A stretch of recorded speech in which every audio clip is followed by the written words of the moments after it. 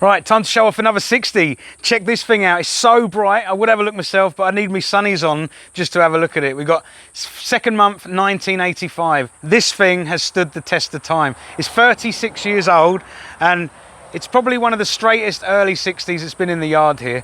Now, under the bonnet here, we've got the old 2H, and behind it, we got the automatic gearbox. Now, it's the first of the VAC transfers as well. It's we all know 2Hs aren't the fastest engines in the world, but when you slap a automatic gearbox behind them and the engine's 36 years old, it's a bit of a slug. I mean, you try to pull the skin off a rice pudding with this thing and you're not going to get anywhere. But anyway, it really is a perler, and it's a baseline. So we got Brent, the owner of this. He already owns 240s. We look after both of them, and this is his entry into the 60 series world, and it's a really good baseline, I must say myself. Up the front we got the aluminium bull bar, you know, nothing really to write home about there. Everything on the outside of this vehicle is pretty much Stocko. We've got the alley side steps, the original rear bumper on it.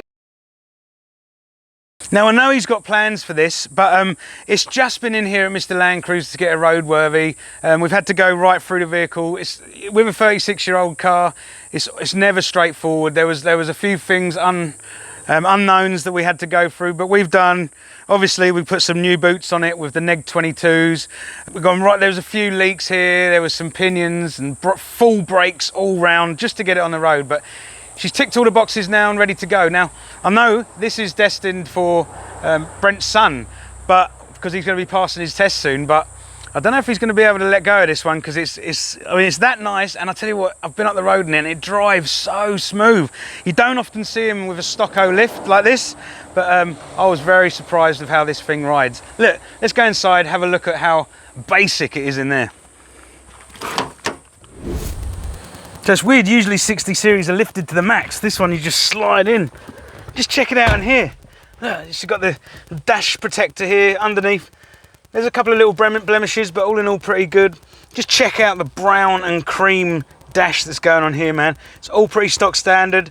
There is not a switch out of place on this dashboard, really. There's a couple of extra ones, I'm not sure what they do. Button here, there's a switch hanging out this side, but other than that, it's so stock standard. We've got the inclinometer up here with the clock, that's cool. There's a bit of play in the old automatic shifter here. I have to address that with a bush or something later on. But just check the seats out. Now, these haven't been reupholstered or anything. These are 36-year-old seats and still going strong. We've got a few bits. Some of the pinch weld around the doors is coming away. You can see where there's been a bit of mould up in the roof lining, and that's definitely seen better days. But all in all, this is a great base, especially if you bought a 60 for the first time. It's awesome. So we'll see if Brent actually parts with this one and gives it to his son. So that's pretty much it for this 1985 60. Now, I can't see Brent doing much more to this vehicle because he likes his vehicles pretty stock. So he might do some suspension under it one day, or a dual battery system or something.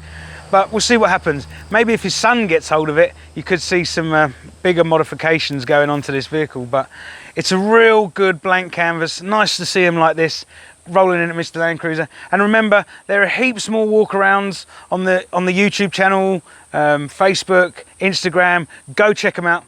I'm going to go for another little drive in this one, see if I can pull that skin off that rice pudding.